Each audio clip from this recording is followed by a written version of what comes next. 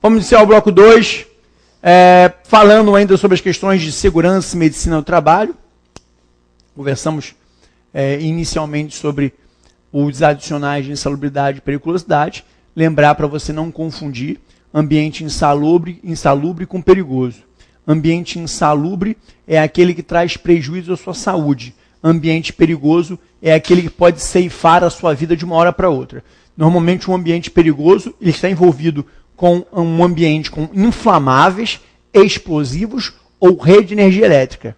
Inflamáveis, explosivos ou rede de energia elétrica. E a insalubridade, qualquer tipo de ambiente que possa ser prejudicial à sua saúde. Agora, no que se refere à insalubridade, ainda que você peça insalubridade, o juiz determine perícia, porque todo pedido de insalubridade ou periculosidade tem que ter perícia. E o perito decrete que aquele local é insalubre, mesmo assim é possível que você não ganhe. Por quê? Para ganhar insalubridade, você tem que preencher dois requisitos básicos. O local ser configurado um local insalubre pelo perito e aquela atividade está regulamentada como uma atividade insalubre pelo Ministério do Trabalho. Se a sua atividade não for reconhecidamente uma atividade insalubre, você nunca ganha insalubridade, tá? Está no OJ número 4 isso. OJ número 4. E aquilo que eu falei para vocês, que como regra sempre tem que ter perícia, vocês encontram no artigo 195, parágrafo 2º. Mas, se não for possível a realização de perícia, o empregado, o juiz pode julgar de outros meios de prova, através do artigo da OJ 278. A regra é que tem que ter perícia, mas se não for possível a perícia, o juiz buscará outros meios de prova. Prova testemunhal, prova documental, prova emprestada. Aí é problema do juiz como que ele vai chegar ao seu livre convencimento, ok? E no que se refere ao tempo de exposição, professor, para ganhar insalubridade ou periculosidade, a pessoa deve ficar permanentemente exposta? Não necessariamente. Se você ficar, ainda que não seja permanente, mas exposto de forma intermitente, você já ganha tanto a periculosidade ou a insalubridade. Se a questão é o tempo de exposição, você tem que buscar para ver se a pessoa fica pelo menos de forma intermitente exposto. O que é intermitente? Você vai ter que analisar no caso concreto. Uma vez eu vi uma questão de prova, o cara era motorista do ônibus que buscava as pessoas no finger, e no avião, quando o avião fica na remota, e trazia para o hangar do aeroporto. Quando o avião para no finger, você já sai por um túnel e sai dentro do aeroporto.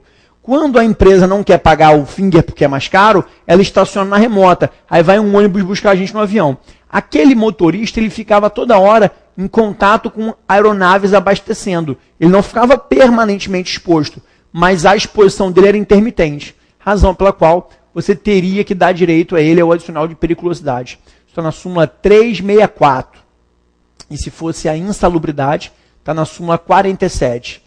Periculosidade, súmula 364, insalubridade, súmula 47, tá? É a questão do tempo de exposição.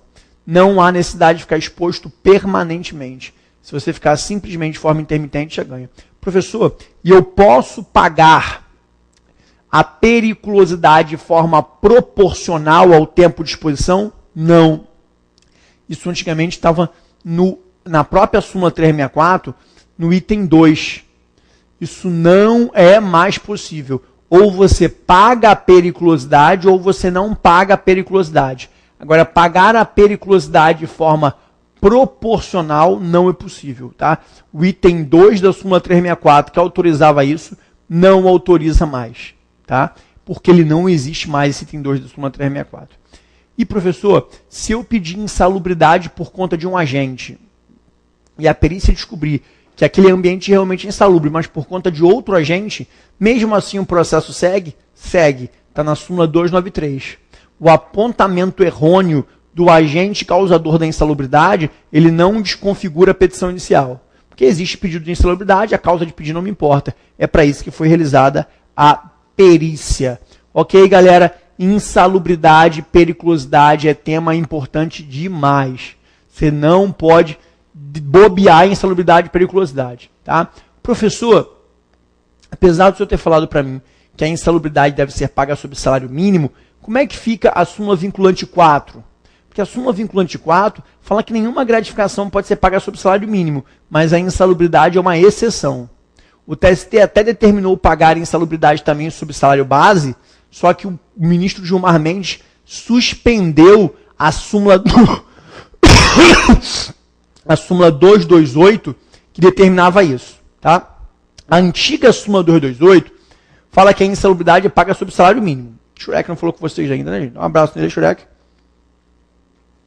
A nova súmula 228 fala que a insalubridade é paga sobre salário base, mas a nova súmula 228 está suspensa, ok?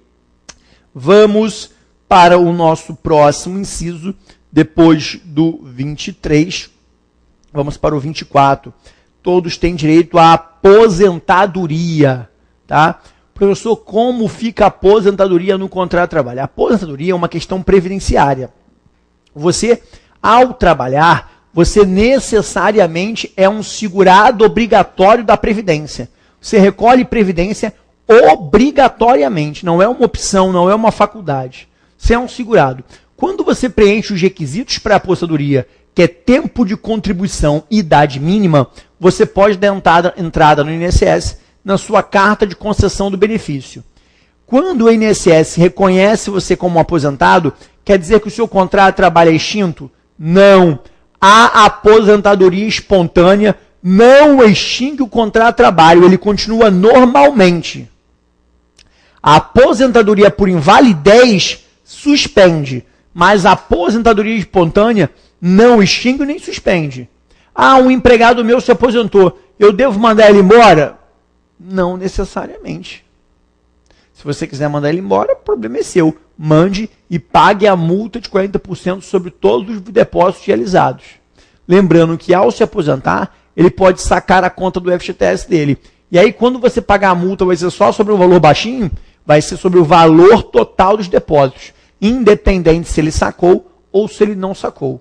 Ok? Então, fiquem bem atentos a isso. A aposentadoria não extingue contrato de trabalho. Se você se aposentou e continuou trabalhando, isso é o normal. Ah, a empresa não quer mais você. Então, a empresa deve proceder à dispensa e pagar todas as verbas, porque a simples aposentadoria espontânea não traz a extinção do contrato. E a aposentadoria por invalidez também não traz. No caso da aposentadoria por invalidez, vai ser a hipótese de suspensão. O contrato fica suspenso. Está no artigo 475 isso. E caso o empregado recupere sua capacidade laborativa, ele vai ter direito de voltar ao trabalho. Se ele recuperar a capacidade laborativa, ele volta ao trabalho. Tá? A aposentadoria está no inciso 24. Vamos para o 25. Assistência gratuita aos filhos dependentes desde o nascimento até 5 anos de idade, em creche e pré-escola. Redação dada pela emenda constitucional número 53. É a questão das creches para quem tem até 5 anos de idade. O Estado é obrigado a prover a creche aí para quem tem até 5 anos de idade. Vamos ficar atento a isso. E o 26, se for o 25, não tem nada de mais no que se refere à assistência gratuita aí. E o 26, reconhecimento das convenções e acordos coletivos. Lembrar que acordo e convenção coletiva está no artigo 611 da CLT. Acordos e convenções coletivas está no artigo 611 da CLT. E ali você tem que saber discernir a diferença de acordo para a convenção. A ideia é a mesma. É um pacto celebrado para estipular melhores condições de trabalho. O que muda é a abrangência. Enquanto o acordo ele é mais limitado, pois a parte que o subscreve é quem vai se aproveitar do acordo e mais ninguém, somente aqueles empregados daquela empresa, a convenção ela tem uma amplitude maior.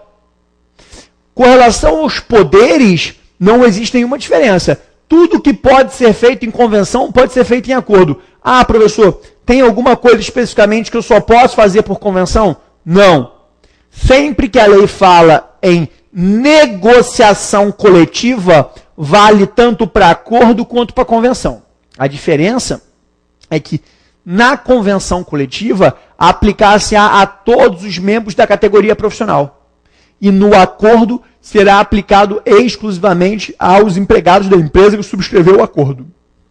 Lembrando, se você ganha alguma coisa ao longo do tempo, o empregador não pode mais tirar aquilo de você, porque o benefício que for fornecido habitualmente incorpora o contrato de trabalho, e o contrato de trabalho não pode ser alterado para prejudicar. Está no artigo 468. Desta forma, o empregador fica com medo de fornecer benefícios e depois não poder mais parar de conceder. Qual foi a saída encontrada para que o empregador possa conceder benefícios sem que se torne refém desses benefícios? Dá o benefício mediante acordo e convenção coletiva.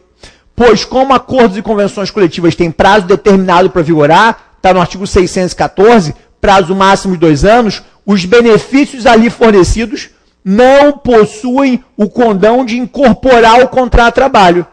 Ah, eu ganhava uma cesta básica por conta da convenção coletiva do ano passado, e do ano retrasado, e do outro ano. Há 6 anos eu ganho. Esta convenção coletiva não deu cesta básica. O que acontece comigo? Você perde sua cesta básica. Então, os benefícios fornecidos mediante acordo ou convenção coletiva, eles não incorporam. Súmula 277. E aí, senhores, fiquem atentos, porque o acordo e a convenção coletiva é quando as partes chegam a um consenso. Agora, se as partes não chegarem a um consenso, elas vão ter que ajuizar em comum acordo um dissídio coletivo. E aí o Estado vai ter que definir o que é melhor para a categoria profissional. Se o Estado entender que o aumento vai ser de X, vai ser de X. Porque o Estado vai ter que deliberar mediante sentença normativa. E a sentença normativa tem força de lei entre as partes. Tá? Quando vocês não chegam a um consenso, vocês autorizam que o Estado defina por vocês o que o Estado entende que é mais justo para a categoria profissional, através da edição de uma sentença normativa, que é o julgamento de um processo em sede de dissídio coletivo. Ok? Então, reconhecimento de convenções e acordos coletivos, 611. Não existe nenhum tipo de negociação coletiva sem a presença dos sindicatos aí, gente. Vamos para a próxima, 27. Proteção em face da automação na forma da lei. A ideia aqui, senhores, é a flexibilização de direitos. O que é essa flexibilização de direitos? Preste atenção em mim. Hoje você entra num shopping, você aperta um botão, uma cancela levanta e a máquina espelha um ticket para você. Você vai no aeroporto, você faz o seu check-in num totem. A todos os momentos existe uma mutação no mercado de trabalho em que, a cada dia que passa, a indústria e o comércio modernizam cada vez mais. Tem um exemplo mais claro que a automação, isso que está acontecendo no exato momento, você do Rio Grande do Sul, você de São Paulo, você do Mato Grosso, você do Maranhão e você do Pará assistir essa aula. Uma aula que poderia ser dada por 30 professores é dada por apenas um, num notebook, no seu colo, em qualquer lugar do Brasil, a qualquer hora. Essa automação, ela faz o mercado de trabalho se encolher.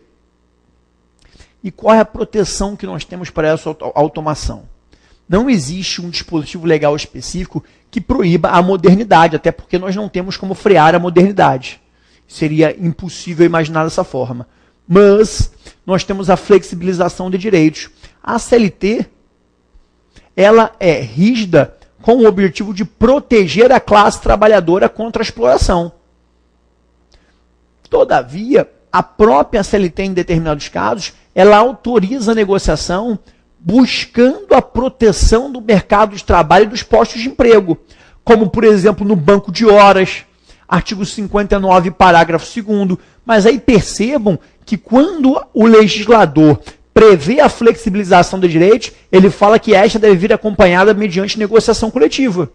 Porque esta flexibilização individual, ela podia estar eivada da coação. Então, por exemplo, o artigo 59, parágrafo 2º, quando fala de banco de horas, fala, olha, banco de horas tem que ter necessariamente negociação coletiva. O artigo 7º, inciso 6º da Constituição Federal, quando fala de irredutibilidade salarial, salvo negociação coletiva. Então é possível eu proteger a classe trabalhadora em face da automação, mas essa proteção vem através da flexibilização de direitos, sempre negociada mediante sindicato, porque o empregador sozinho ele é frágil demais para poder negociar isso. Fiquem atentos a isso. Tá? A automação é algo que não podemos fechar nossos olhos. A cada dia que passa o mercado fica mais automatizado. Não temos um regramento específico que proíba a automação, nem deveríamos ter. A modernidade é indispensável para o crescimento do país. Todavia, contudo, entretanto, a modernidade fecha portas. A modernidade faz encolher o mercado de trabalho. E aí, na luta pela manutenção de postos de emprego, eu preciso flexibilizar a CLT, diminuir um pouco os encargos, para que o empresário não troque 200 pessoas por uma máquina. Hoje você vai na linha de produção de uma montadora de veículos, são máquinas. Hoje você passa num porto, é um trabalhador operando um guindaste que pega o container dentro do navio e já coloca em cima do caminhão. Quantas pessoas vão perdendo seus empregos com essa modernidade? Tá? A automação ela é indispensável, mas nós temos a flexibilização para fazer um contrapeso aí dessa ideia de automação, que deve efetivamente ser protegida, tá? Inciso 28. Seguro contra acidente de trabalho a cargo do empregador sem excluir a indenização que está obrigado quando incorrer em dolo ou culpa. Senhores, como fica a responsabilidade do empregador em caso